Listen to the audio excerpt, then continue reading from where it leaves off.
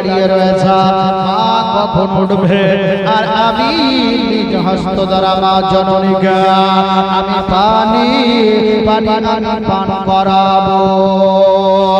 আল্লাহর বান্দা সারা রাত ধরে পানি নিয়ে দাঁড়িয়ে রয়েছে। যখন ফজরের আযান যখন মসজিদে হয়, তখন মা জননী ঘুমটা ভেঙে যায়। মা জননী ঘুমটা যখন ভেঙে গেল, মা জননী সর্বপ্রথমে দৃষ্টিখানা পড়ল ছেলের দিকে। জোরে বলে, ছেলের দিকে পড়েছে। মার দৃষ্টি ছেলের দিকে পড়ল। ছেলে দাঁড়িয়ে রয়েছে আর ঠান্ডাতে ছেলে কাঁপতেছে, এমন ভাবে কাঁপছে, থর থর থর থর করে কাঁপছে।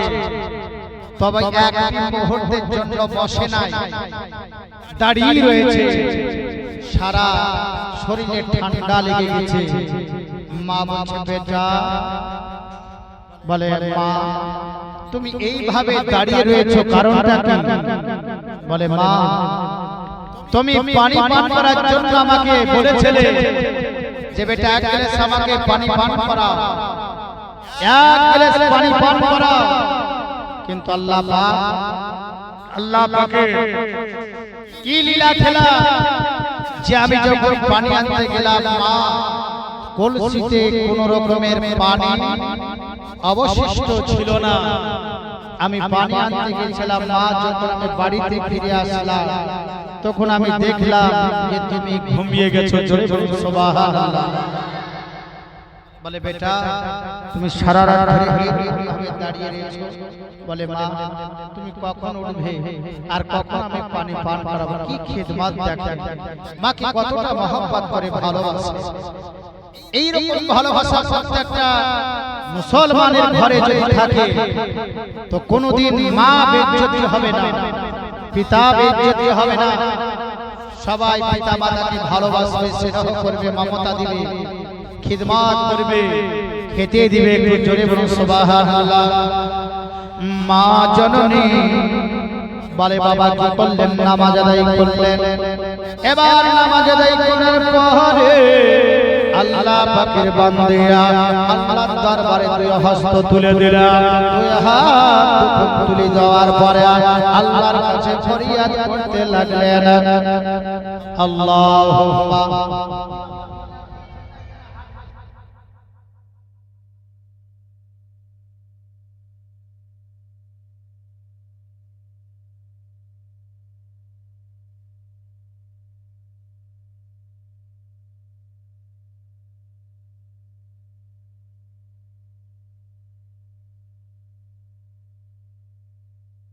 মাওলানা মুহাম্মদ ওয়ালা আলি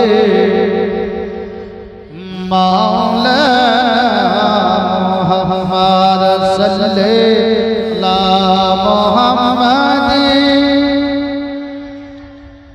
মুহাম্মদ হরদম ज़बान से निकालो पाक नबी ज़बान शफियाना। तो बरादर इस्लाम बोलते চাইছিলাম আল্লাহ পাকের বান্দার জন্য মা জননী তুমি দোয়া করতে লাগলে, আল্লাহ গো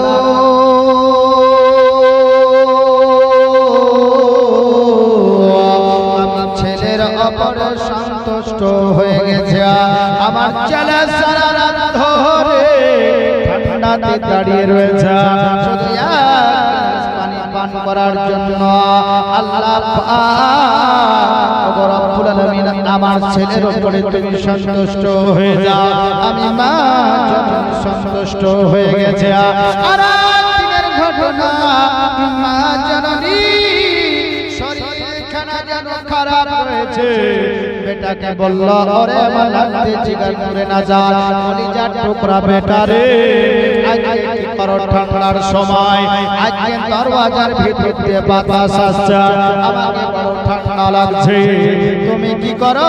দরওয়াজার একটা পাল্লা কি করো লাগিয়ে দাও। আল্লাহ পাকের বান্দা কে যখন এই কথা বললেন, মা চলো করলেন, ঘুমিয়ে গেল।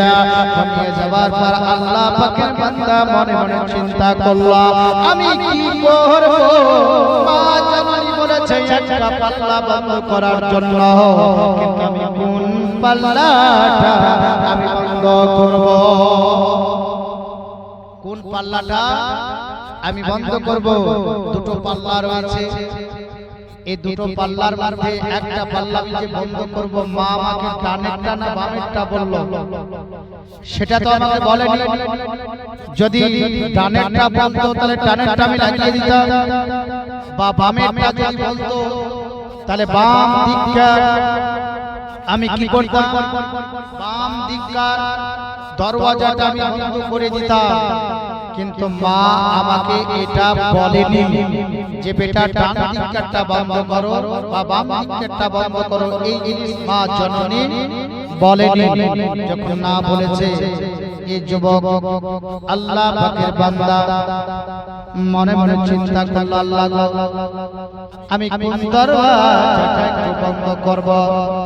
মার কোনটা সুবিধা হবে, কোনটা অসুবিধা হবে? এ আল্লাহ পাকের বান্দা যুবক মায়ের কিভাবে খিদমত করছে দেখেন।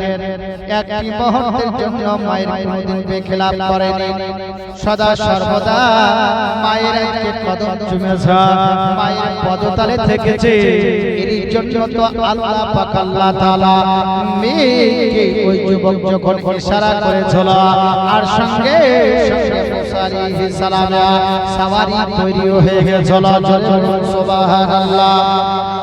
আল্লাহ পাকের বান্দা এবার কি করলো? সারা রাত ধরে একবার ডানের দরওয়াজাটা বন্ধ করে, আবার পুনরায় বাম দিকের দরওয়াজাটা বন্ধ করে, এই করতে করতে রাত খানা অতিবাহিত হতে থাকে। আল্লাহ পাকের বান্দা তবে কিন্তু ঘুমায় না, শুধু দরওয়াজা খুলে আর বন্ধ করে। এই ডান দিকের দরওয়াজাটা করতে বলেছে, আবার কিছুক্ষণ মনে মনে চিন্তা করছেন, না না না, হয়তো বাম দিকের দরওয়াজাটা বন্ধ করেছে। আল্লাহ পাকের বান্দা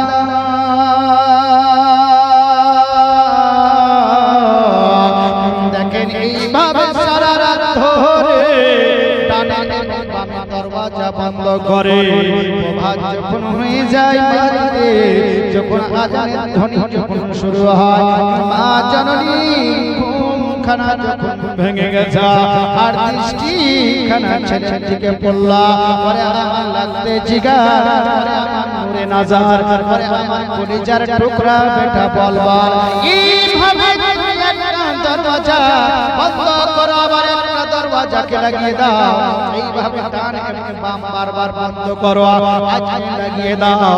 এটা কেন কেন করছো? শীতের সময় তোমার শরীরে তো ঠান্ডা লেগে গেছে, তোমার শরীর যেন কাঁপতেছে। বলে মা গো মা, তোমার খিদমতের জন্য আমি যদি এই ঠান্ডাতে যদি আমার প্রাণনাশ হয়, তবে আমি জান তোমার খিদমতে দিয়ে দিব। তোমাকে মা ভালোবাসি, তোমাকে আমি মহব্বত করি।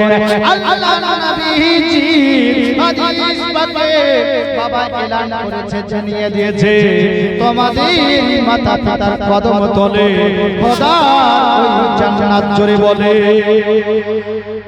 খোদার জান্নাত মাতা পিতার কদমে, আর স্ত্রী গণের জান্নাত হলে পারে স্বামীর কদমে তলে। তাহলে স্বামীর খিদমত করলে আপনি জান্নাত পাবেন।